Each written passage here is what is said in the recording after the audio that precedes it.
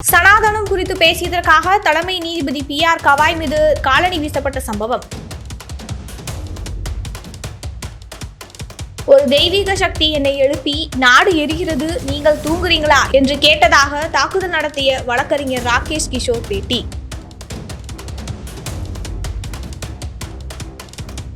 வழக்கறிஞரின் இந்த செயலுக்கு குவியும் கண்டனங்கள். மத்தியில் ஆளும் பாஜக தங்களின் சுயலாபத்திற்காக அப்பாவி மக்களிடம் தேவையற்ற மதவெறியை பரப்புவதாக மக்கள் கருத்து.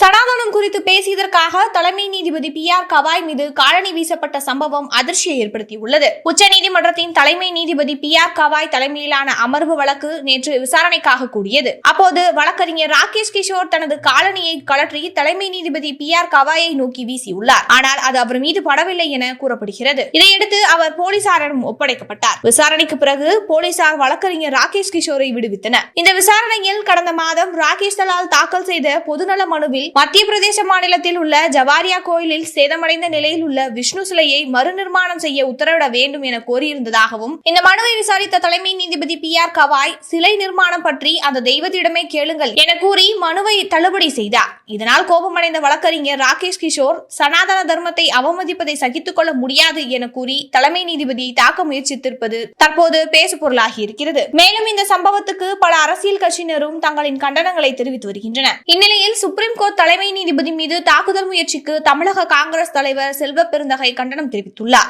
இது தொடர்பாக அவர் வெளியிட்டுள்ள எக்ஸ் தள பதிவில், நீதித்துறையின் தலைமை பொறுப்பில் உள்ள சுப்ரீம் கோர்ட் தலைமை நீதிபதியை குறிவைத்து இப்படிப்பட்ட அநாகரிக செயல் நடந்திருப்பது என்பது நீதித்துறையின் சுதந்திரத்தையும் மாண்பையும் கேள்விக்குறியாக்குவது மட்டுமல்லாமல் சட்டத்தின் ஆட்சிக்கு எதிரான ஆபத்தான முன்னுதாரணமாக அமைகிறது. மேலும் இந்த செயல் சமூக ஒற்றுமைக்கும் பொது அமைதிக்கும் எதிரானதாகும். ஆகையால் சம்பந்தப்பட்டவர்கள் மீது உரிய சட்ட நடவடிக்கை எடுக்கப்பட வேண்டும் என்று தெரிவித்துள்ளார். இதனைத் தொடர்ந்து இந்த சம்பவம் குறித்து கருத்து தெரிவித்துள்ள விடுதலை சிறுத்தைகள் கட்சியின் தலைவரான தொல் திருமாவளவன், சனாதனத்தை வேறறுக்க ஜனநாயக சக்திகள் ஓரணியில் திரளுவது காலத்தின் தேவை என்று கூறியுள்ளார். மேலும் இது குறித்து தமிழக முதல்வர் தனது எக்ஸ் தள பக்கத்தில் பதிவில், உச்சநீதிமன்றத்துக்குள் தலைமை நீதிபதி PR கவாய்க்கு எதிராக நடந்த இந்த செயல் நமது ஜனநாயகத்தின் மீது உயர்ந்த நீதித்துறை அலுவலகத்தின் மீதான தாக்குதலாகும். இது வெட்கக்கேடானதும் கூட. மேலும் இதனை நாம் எளிதில் எடுத்துக்கொள்ளக் கூடாது. தாக்குதல் நடத்தியவர்கள் அதற்கான காரணத்தை வெளிப்படுத்தி இருப்பது நமது சமூகத்தின் அடக்குமுறை ஏற்றத்தாழ்வு மனநிலை இன்னும் எவ்வளவு ஆழமாக இருக்கிறது என்பதை காட்டுகிறது. நமது அமைப்புகள் மதிக்கும் மற்றும் பாதுகாக்கும் வகையில் நமது நடத்தையில் முதிர்ச்சியை வெளிப்படுத்தும் ஒரு கலாச்சாரத்தை நாம் வளர்க்க வேண்டும் என்று தெரிவித்துள்ளார். இவ்வாறாக தலைமை நீதிபதி தாக்கப்பட்டதற்கு கண்டனங்கள் எழுந்துள்ள நிலையில் தாக்குதல் நடத்திய வழக்கறிஞர் ராகேஷ் கிஷோரை பார் கவுன்சில் சஸ்பெண்ட் செய்து அறிவிப்பு வெளியிட்டுள்ளது. இந்நிலையில் இதுகுறித்து பேசிய வழக்கறிஞர் ராகேஷ் கிஷோர், இது பற்றி நான் ஏற்கனவே முடிவு செய்திருந்தேன். ஏதோ ஒரு தெய்வீக சக்தி என்னை எழுப்பி நாடு எரிகிறது, நீங்கள் ஏன் தூங்குகிறீர்கள் என்று கேட்டது. தலைமை நீதிபதி என்னை விடுவித்தது எனக்கு ஆச்சரியமாக இருக்கிறது. போலீஸ் என்னை 3 முதல் 4 மணி நேரம் வரை விசாரித்தனர். மேலும் இந்த செயல் குறித்து நான் மன்னிப்பு கேட்கப் போவதில்லை. அவர் என்னை சிறைக்கு அனுப்பவோ அல்லது தூக்கிலிடவோ விரும்பினால் அது அவரது விருப்பம் என்றார். ராகேஷ் கிஷோரின் இந்த கருத்து பரவலான கண்டனத்திற்கு உள்ளாகியுள்ளது.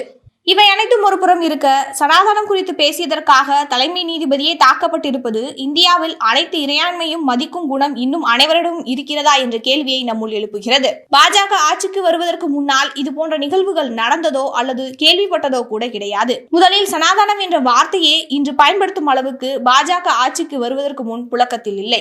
மத்தியில் ஆளும் பாஜக தங்களின் சுயலாபத்திற்காக அப்பாவி மக்களிடம் தேவையற்ற மதவரியை பரப்பியதன் விளைவாகவே நாம் இந்த நிகழ்வை பார்க்க முடியும்.